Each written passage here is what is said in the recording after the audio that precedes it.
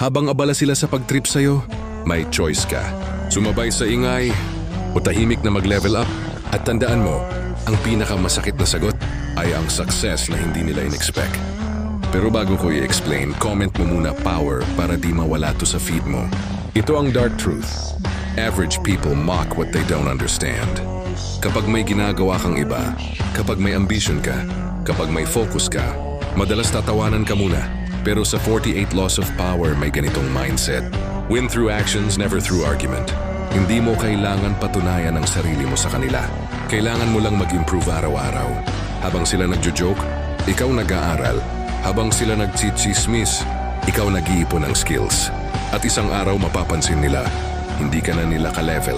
Ang glow-up na tahimik, ang pinaka-nakakabigla. Kaya huwag mong sayangin ang energy mo sa pagpatol. I-invest mo sa pag-angat.